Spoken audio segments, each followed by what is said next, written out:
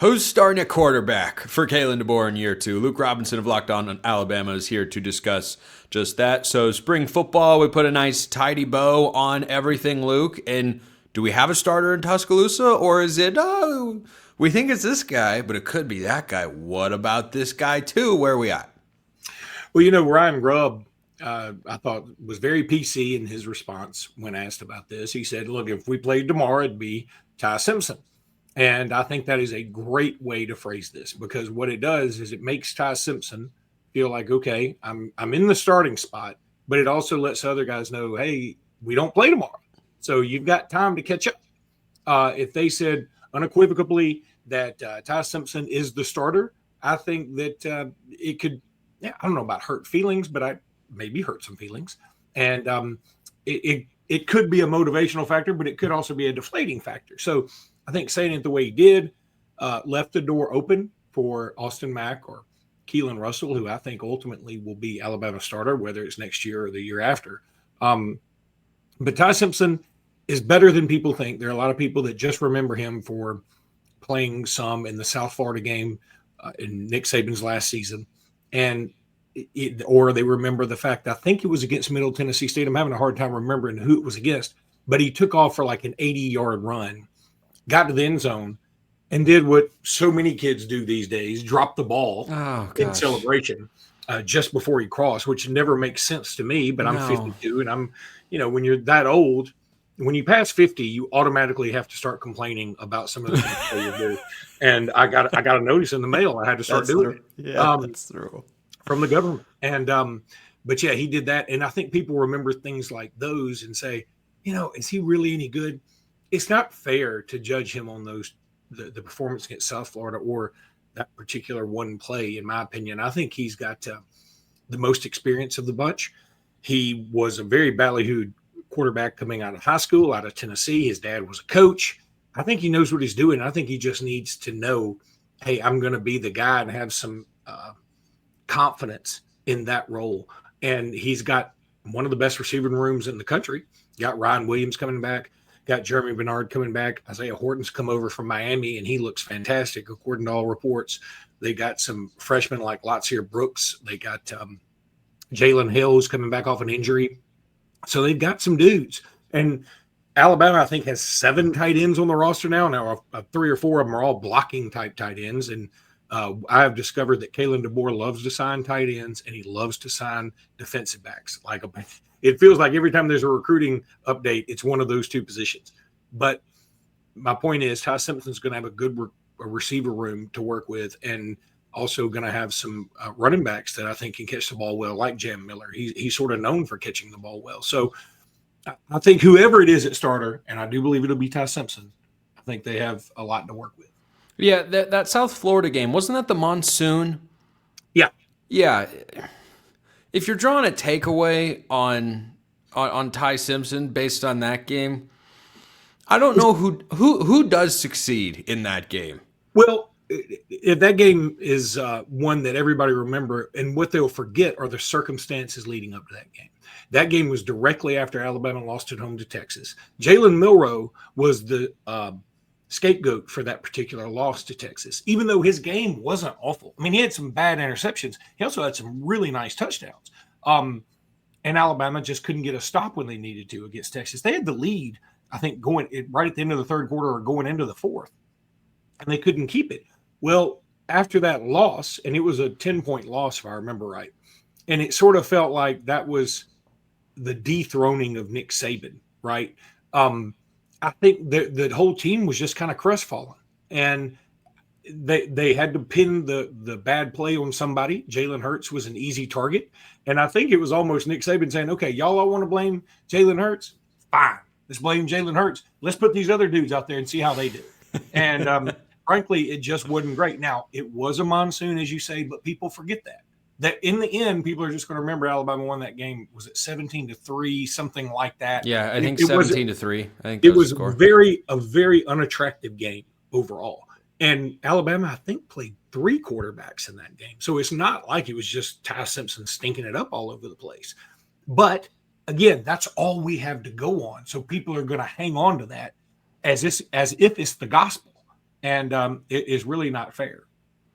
Yeah, the Ty Simpson, the discussion around him should be really, really positive because he is what so many people clamor for in college football because it's somewhat of a rarity nowadays. He came in as a highly rated recruit in the class, what was it, 2021, 22? Yeah. Like, So I think it was 21. Yeah, like he's been around for a long time. He didn't transfer. He didn't bolt when he didn't get to play. He sat behind a couple of guys, one of whom was younger than him in Jalen Milroe, waited his turn. Now here's his opportunity to go start for Alabama. By the way, Ryan Williams is going to be 17 years old forever, right? Like that's also a rule. I think that, as far as I'm concerned, yeah, I think that's governmental decree. But I think that for Ty Simpson, there's a real opportunity. He's kind of the opposite of Garrett Nussmeier, who's played a lot more football than he has. But I think there is a little bit of, a unique element compared to the rest of college football where quarterbacks are plug and play. They want to play immediately. They all want to come in like Keelan Russell and then start as a true freshman. Like, I respect that he has that he's stuck it out for as long as he has. By the way, I also did not expect my Seahawks to make Jalen Milroe their potential quarterback of the future. I think it's a great landing spot for Milroe. We talked about that on Locked On Bama because I think he needs to get away from Tuscaloosa, not because he's hated in Tuscaloosa, nothing like that. I think this gets him far enough away from people who probably don't know a ton about him, and when they do get to see him initially, they're going to find out, okay, yeah, maybe he's off target sometimes, but he runs like the wind, and he's a great dude. I mean, I'm telling you, I've met Milroe a couple of times myself, had more than just a casual conversation with him, and I can tell you he is just a good dude, legitimately happy to be in his position and grateful. And he was raised right. I'm just telling you, he's a good dude. Y'all are going to like him in Seattle. Yeah, and I was just so surprised. I was like, oh, okay, maybe, possibly.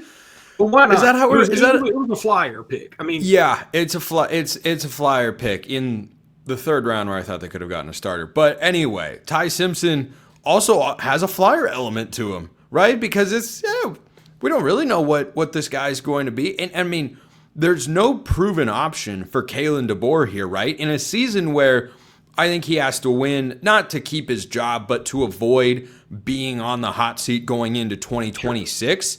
I think he's got to get Alabama to the playoff. He has got no proven commodities at the quarterback position.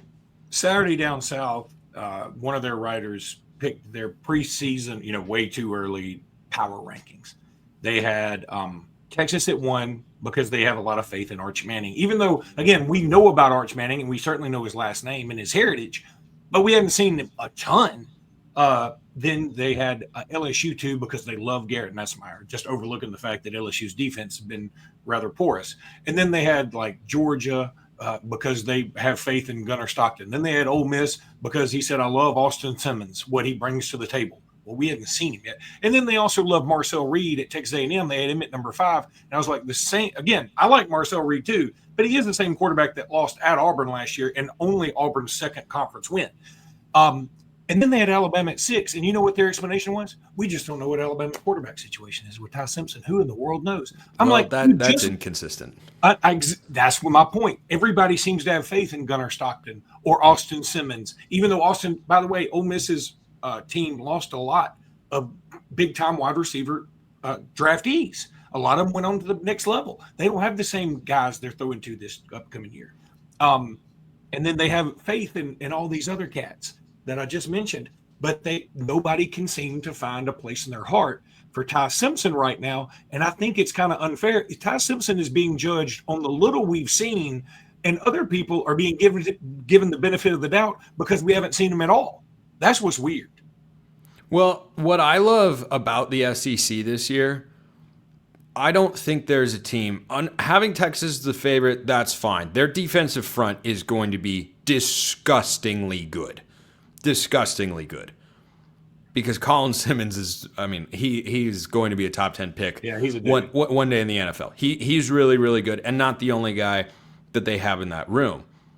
But up and down the SEC, it's Garrett Nussmeier and no one else who we can for sure say You, as a starting quarterback for an entire season, give me 100% confidence in what you're capable of producing. I haven't even seen Lenore Sellers for an entire year, who I really like, by the way. And I can like all these guys, but it's question marks all over the place. And I think that's the benefit for Alabama, where there have been a lot of veteran quarterbacks that have run the SEC, that have run college football for years.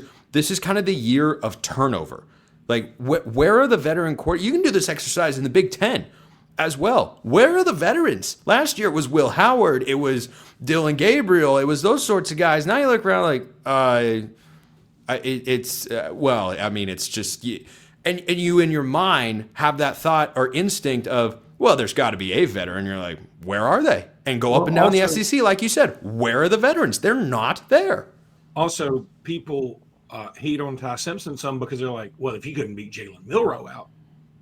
Again, for whatever reason, some people got in their minds Jalen Milroe was not a good quarterback, and they just couldn't. You couldn't. I think it was the Vanderbilt game. I think that was it. But let me say this about the Vandy game: that wasn't his worst. The Oklahoma game was a lot worse for Milroe. Yes, for Bama, I think the Vandy game was worse, but for Milroe, the Oklahoma game was far worse, and he also had a really poor effort on an interception where he tried to tackle somebody and it just looked like, oh, dude, come on, you got to give a little more than that.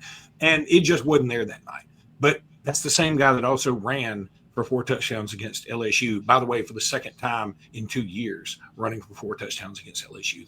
That's pretty good.